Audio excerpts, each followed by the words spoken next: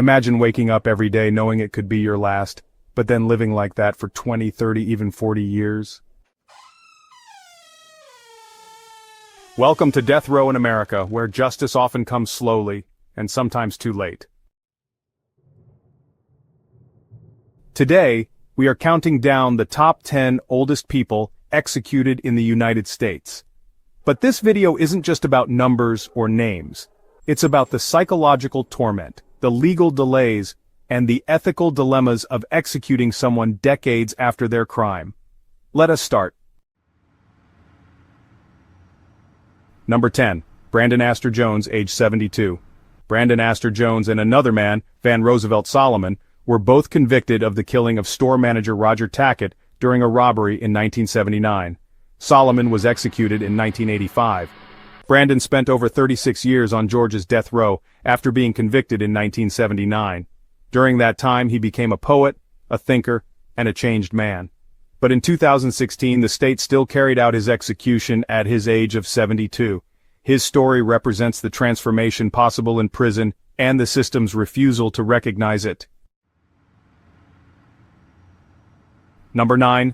John Albert Bolts, age 74. The former used car salesman and evangelistic preacher was put to death for killing his 22-year-old stepson, Douglas Kirby, on April 18, 1984. Bolts spent more than 2 decades behind bars. John Albert Bolts became Oklahoma's oldest executed inmate in 2006. His case, like many others, shows how age and deteriorating health are not enough to spare inmates from execution. Despite showing signs of frailty and having no remaining threat to society, he was executed by lethal injection. There was no quaver of sorrow or anger in his voice as he lay on the execution table. He was 74. Number 8. Tommy Arthur, age 75.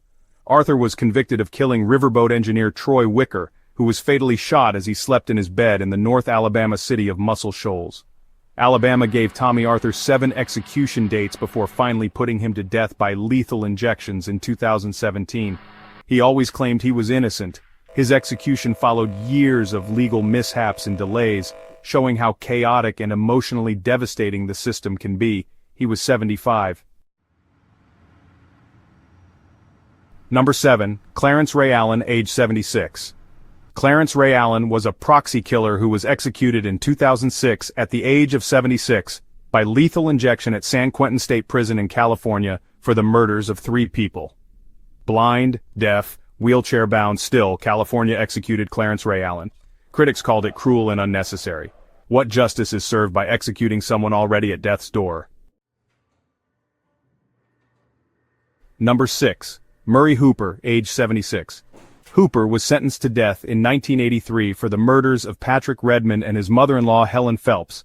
The prosecution alleged that Hooper and 2 other co-defendants were hired to kill Patrick in a plan to take over his graphic design business.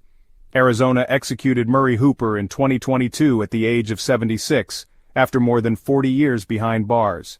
He was denied DNA and fingerprint testing that could have changed everything. His case is a haunting example of the justice system's resistance to re-evaluation. Number 5. John B. Nixon, age 77. John B. Nixon Sr. was a convicted murderer. He was convicted of the January 22, 1985 murder for hire of Virginia Tucker in Rankin County, Mississippi. He was executed in Mississippi State Penitentiary in 2005 by lethal injection. He was 77 at the time of death. He had volunteered to serve in the United States Navy during World War II and received an honorable discharge. Nixon had become a religious man, known for good behavior. He was still put to death. Number 4. Carl Wayne Bunchen, age 78. Sentenced for the 1990 murder of a police officer, Bunchen had a long criminal history, but his lawyers argued that he posed no threat in prison and was suffering from multiple health problems. He spent more than 3 decades in solitary confinement, a condition that has been widely criticized for its psychological impact. In 2022, Texas executed Carl Wayne Bunchen by lethal injection. He was 78 years old at the time of execution. Number 3. Bigler Stauffer II, age 79. Bigler Stauffer II was convicted of murdering a schoolteacher in 1985. Advocates argued that new evidence could have exonerated him. Stouffer had become deeply religious during his incarceration, and his case fueled debates on wrongful convictions and the need for cautious judicial review. Yet Oklahoma executed him in 2021 at the age of 79, despite concerns over his conviction's validity. His case fueled the ongoing debate about wrongful executions. Number 2. Walter Moody, age 83. Walter Moody became the oldest person executed in modern U.S. history when Alabama put him to death in 2018. He was 83 years old when he was executed. Convicted of mailing a bomb that killed a federal judge in 1989, Moody spent nearly 30 years on death row. His case stands out not just for his age but for the calculated nature of his crime. Still, many questioned the point of executing someone so old, who had clearly lost his ability to harm anyone. Number 1. Viva Leroy Nash, age 94, died naturally. Though never executed, Viva Leroy Nash deserves mention as the oldest person ever on death row. He died of natural causes in 2010 at age 94, after spending nearly 80 years in prison, longer than most people live. He was a dreaded criminal and committed robbery and 3 murders at different times. Nash, who was largely deaf, senile, and nearly blind, was a tragic symbol of a system that often forgets mercy. His case exemplifies the moral dilemma of executing those who have aged out of danger and capacity.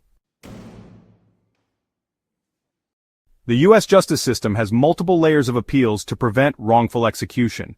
While that caution is crucial, it leads to decades-long waits. These delays may be necessary safeguards, but they also amount to prolonged psychological torture. Death row inmates often suffer from death row syndrome, a condition caused by extreme isolation and anxiety. Time slows, hope fades, and every sound could signal the end. For the elderly, these years are marked by illness, loneliness, and a slow decline. Conclusion. Whether you're for or against the death penalty, one thing is clear. The system isn't just about punishment, it's about waiting, about enduring, about asking how long justice should take, and whether after so many years it's still justice at all. Thank you for watching. If you found this video thought-provoking, consider subscribing for more deep dives into justice, ethics, and human stories that matter.